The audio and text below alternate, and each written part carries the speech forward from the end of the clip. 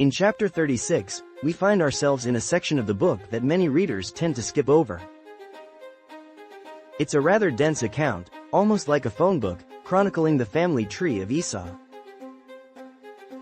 Esau, as it turns out, equates to Edom, and his descendants make their home in the rugged mountains located south of the Dead Sea, forming the Edomites. These folks are notorious for being rowdy neighbors to Israel for the next 1,000 years. We encounter a multitude of chiefs and kings, but ultimately, it's a string of names that might be challenging to pronounce for most. With that said, let's move on to chapter 37, where the story truly begins to come alive. Here we meet Joseph, a 17-year-old who is the favorite son of his father Jacob, also known as Israel. Joseph stands out, not just because he's favored, but because he wears a coat of many colors, the ancient equivalent of a designer jacket that shouts, "I am the golden child," while his brothers toil away with the sheep. Not content with his status, Joseph has two dreams that he excitedly shares with his brothers. In one dream, he sees their bundles of grain bowing down to his own bundle, and in another, he envisions the sun, moon, and 11 stars bowing in submission to him.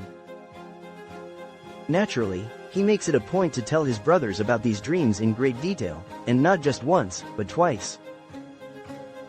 Unsurprisingly, the animosity they already feel towards him intensifies, and soon, they want him dead. Jacob, who flips between being called Jacob and Israel, decides to send Joseph to check on his brothers and the flocks, with the added instruction to bring back any ill tidings about them. From a distance, the brothers spot that shimmering coat against the horizon, and they begin to conspire, declaring, "Here comes that dreamer, let's kill him." It's the eldest brother Reuben who suggests that they should avoid bloodshed.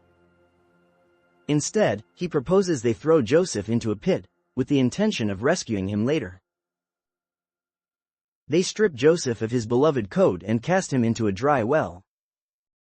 Just then, a caravan appears on the horizon, Ishmaelites, Midianites, or spice merchants, as the Bible often intermingles these identities. Judah, realizing the potential for profit, states, "Why kill him when we can sell him for 20 pieces of silver?" Which they do. For context, it's interesting to note that Judas later ups the price for Jesus to 30 pieces of silver. They haul Joseph out of the pit and hand him over to the traders, who head off to Egypt. Meanwhile, Reuben returns only to find the pit empty.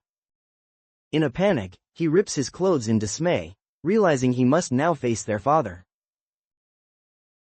The brothers devise a gruesome plan. They slaughter a goat, dip Joseph's colorful coat in its blood, and present it to Jacob, who cries out, "A wild animal has devoured my son." It's a poignant twist of fate because, years prior, Jacob himself had used a goat and a coat to deceive his own father, Isaac, and steal the blessing from Esau. What goes around truly comes around. Joseph finds himself in Egypt, cast into slavery, and unbeknownst to all, the providence of God is already at work amidst the betrayal. Now, we arrive at chapter 38, which takes us on one of the most unusual and wild detours in the book of Genesis. Judah, one of Joseph's brothers, separates from the family. He marries a Canaanite woman and has 3 sons, Onan, and Shelah. Judah arranges a marriage for his firstborn, with a woman named Tamar. Unfortunately, proves to be wicked, and God takes him away. According to custom, the next brother, Onan, is expected to marry Tamar and provide children to carry on lineage. Yet, Onan refuses to fulfill his duty. He sleeps with her but employs the infamous Onan maneuver, effectively circumventing the custom, and as a result, God punishes him as well.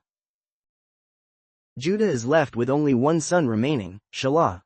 He tells Tamar to return to her family and wait until Shelah is old enough to marry her, but he never follows through on his promise.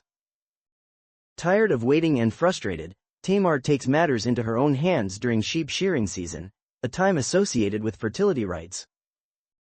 She removes her widow's garments, dons a veil, and positions herself by the road as a cult prostitute. Judah, unaware of her true identity, approaches her, thinking she's a local temple girl, and sleeps with her, leaving behind his signet ring, cord, and staff as collateral, a kind of ID and credit card of sorts. 3 months later, Tamar's situation comes to light. Judah's daughter-in-law is pregnant. Judah erupts in fury, demanding, "Bring her out and burn her."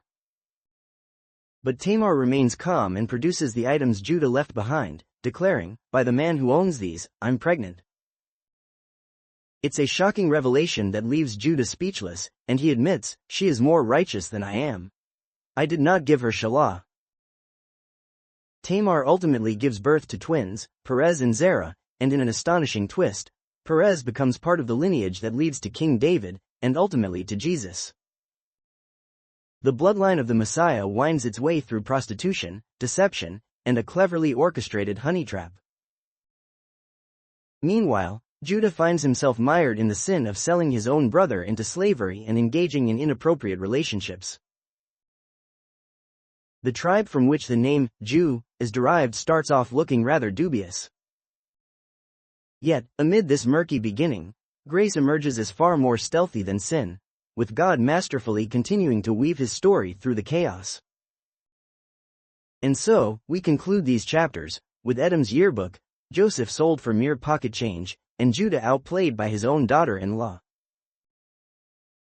These tales are woven together, illustrating that even the most flawed lineage can be part of a greater divine narrative.